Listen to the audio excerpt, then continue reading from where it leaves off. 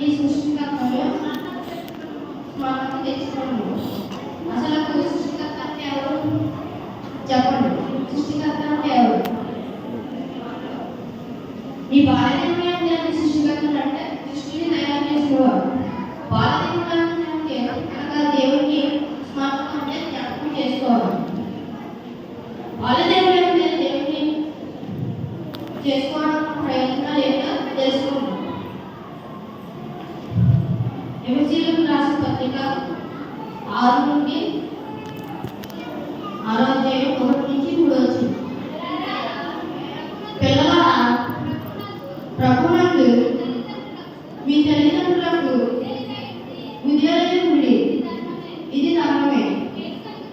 నీకు మేలు కలిగినట్లు నీ తండ్రిని తల్లిని సన్మానింపు. అప్పుడు భూమి మీద దీర్ఘాయువుగా ఉంటుంది. ఇది వాగ్దానంతో కూడిన ఆచార్యం ఉంటుంది.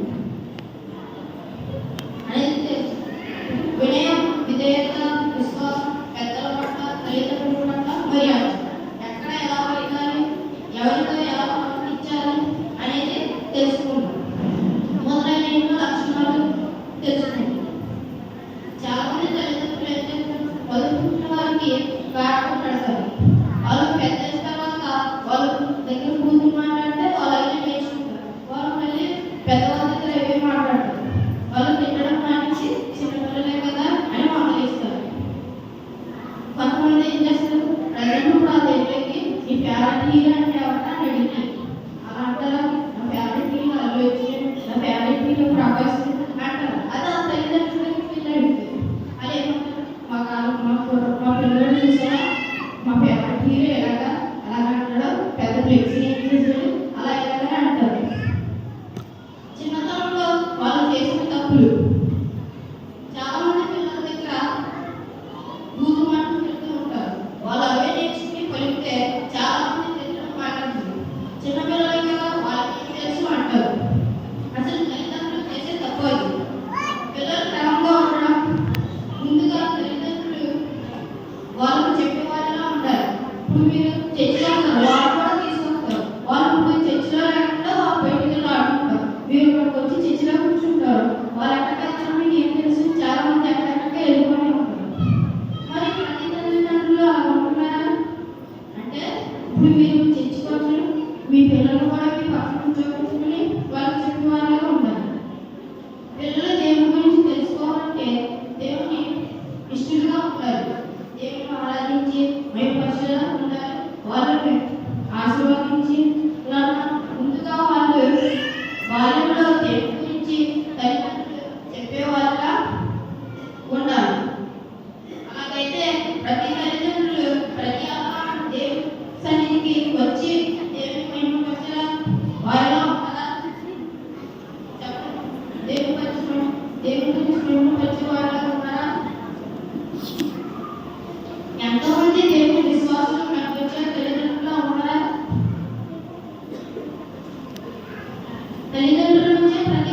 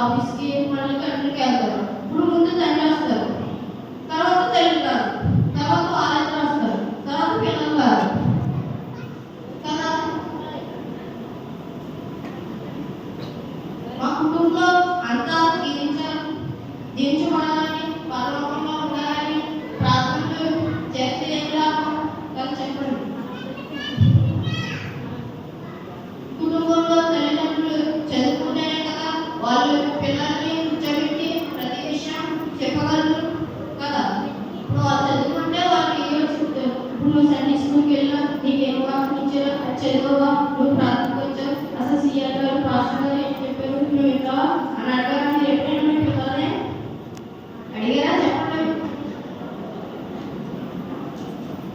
అలాగైతే కుటుంబంలో తల్లిదండ్రులు దేవుని భక్తి విశ్వాసంతో లేకుండా మీ పిల్లల్ని ఎలా నేర్పిస్తారు?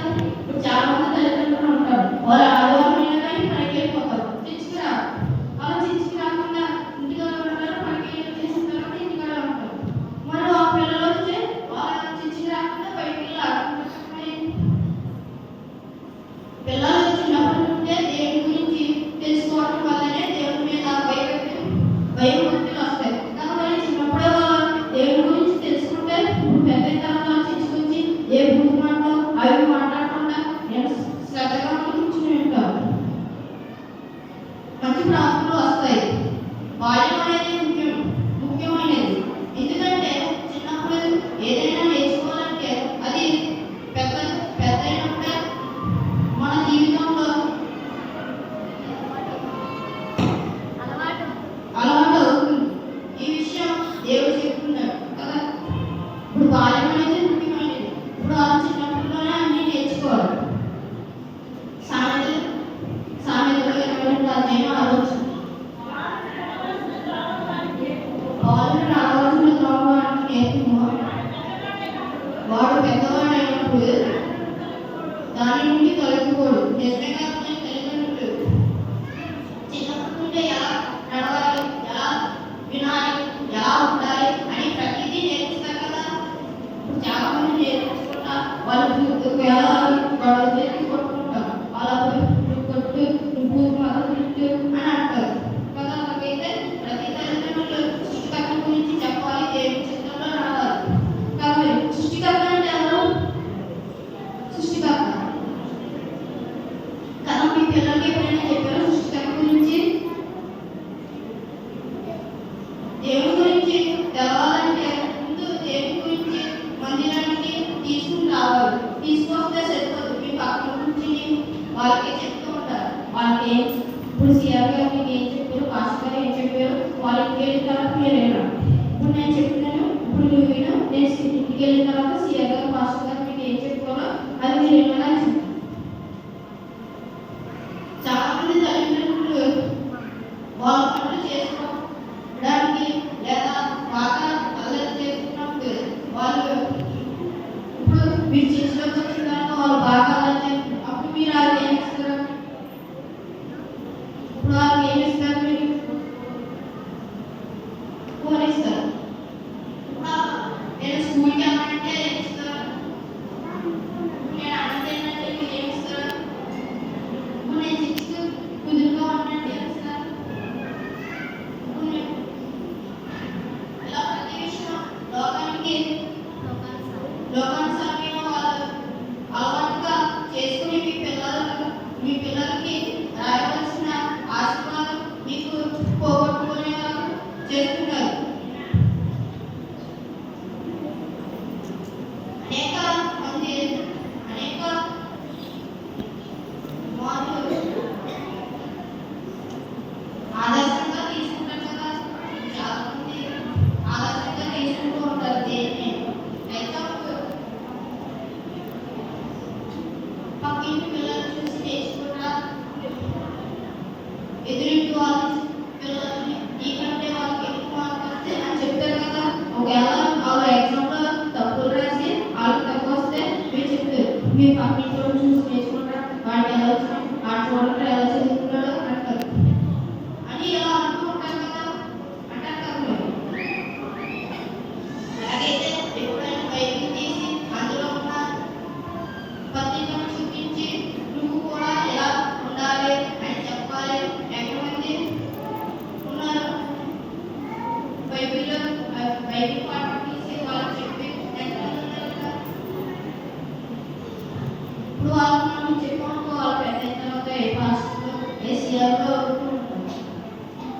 కొంతమంది ప్రవక్తలు వాళ్ళ ముఖ్య లక్షణాలను తీసుకుని ఎబ్రియన్ రాసిన పత్రిక 11 అధ్యాయం 32 వచనం.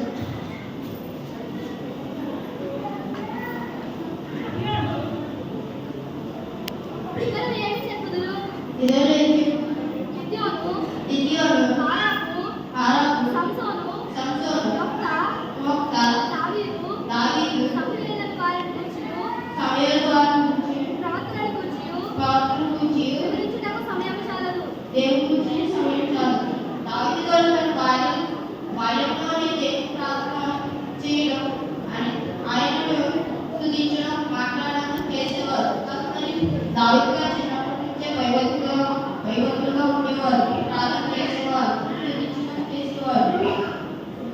అలాగైతే ప్రతి తల్లిదండ్రులు తమ పిల్లలు కూడా ప్రార్థన చేయడం, వాక్యం చదవడం, ఆయన గురించి తెలుసుకోవాలనే ఆసక్తిగా వారికి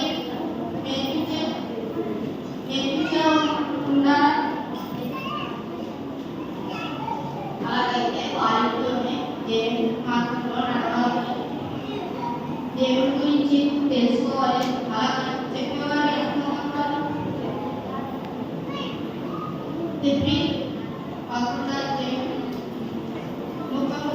వారి విశ్వాసము ద్వారా రాజ్యమును జయించి నీతి కార్యములను జరిగించి వాగ్దానములను పొందిరి. సింహాల నోళ్ళను మూసిరి, అగ్నిపర్వతములను చల్లార్చిరి, ఖడ్గకారుని తప్పించుకొని బలహీనులుగా ఉండి బలపరచబడిరి. యుద్ధంలో అగ్నిశాలను పరుగులు. బాల్యంలోనే నేర్చుకోవాలంటే చిన్నపిల్లల వయసులో స్వచ్ఛమైనది, కల్మషం లేనిది, స్వల్పం లేనిది. మనం ఏదైనా చెప్తేనే అది నిజం నమ్మేవారు. నిజంగా చిన్నప్పుడు వాళ్ళు మనం తప్పు చేసినట్టు పిల్లలు చేయకుండా తప్పు చేస్తున్నారు, దేవుళ్ళు కొత్తలు లేకపోతే ఏదో చేస్తున్నారు. అంటే చిన్నతనంలోనే దేవుడి అడుగులు జాడలో నడవాలి. నిజం కదా, దేవుడు అడుగుజాడలో వెళ్తే తర్వాత మనం ఎంతో గొప్పవాళ్ళు అవుతాం.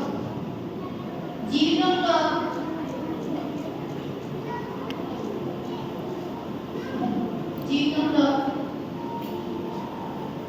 సమస్యలు, ఎన్నో సమస్యలు మునిగి పోయాక లేదా వృద్ధాపంలో నుండి ఏ పని చేయాలన్నా కదా, వృద్ధులుగా ఉన్నప్పుడు ఏ పని చేయలేదు. ఇప్పుడు వాళ్ళు ఏమైనా చెప్తే మనం చేయలేదు. ఇప్పుడు వాళ్ళు వెళ్ళుకుని నీళ్ళు తీసుకురావాలంటే తీసుకురావాలి, వాళ్ళు ఏమైనా పని చెప్తే చేయాలి. అప్పుడే కదా వాళ్ళు దేవుని విశ్వాసులు, లేకపోతే దేవుని మాట చెప్పేవారు ఉంటారు. అప్పుడు అంతా అయిపోయాక ఆఖరి అవకాశంలో నిశ్చయంగా బాల్యంలోనే మన జీవితంలో ఆయన చిత్తాన్ని విడిచిపెట్టాడు. అవును కదా, మరి బాల్యంలోనే మన జీవితాన్ని చిత్తాన్ని విడిచిపెట్టేటప్పుడు ఇప్పుడు మనం మంచి చేయాలి. ఇప్పుడు ఆ తప్పు చేస్తారంటే మనం మంచి చెప్పాలి, ఇప్పుడు ఆ చెడు చేస్తారంటే మనం మంచి చెప్పాలి. అలా చేస్తే మీ జీవితంలో బాల్యంలో దేవునికి మీ జీవితాన్ని అందంగా, ఆనందంతో, సంతోషంతో, ఆరోగ్యంతో, ఆశీర్వాదంతో నింపుతారు. అవును కదా, మరి ఇప్పుడు మనం ఏమైనా మంచి చేయాలంటే దేవుని చిత్తంతోనే చేస్తాం. ఇప్పుడు ఆనందంతో, సంతోషంతో, ఆరోగ్యంతో, ఆశీర్వాదంతో ఉంటాం. కనుమరి చేతికి మంచి మనకి దొరికితే ఎలాగైతే దానిని మంచి సొరికి చివరికి వారికి అందమైన రూపాన్ని ఇస్తారు. మరి దేవుడు ముందు ఆదాముని ఎలా చేశాడు?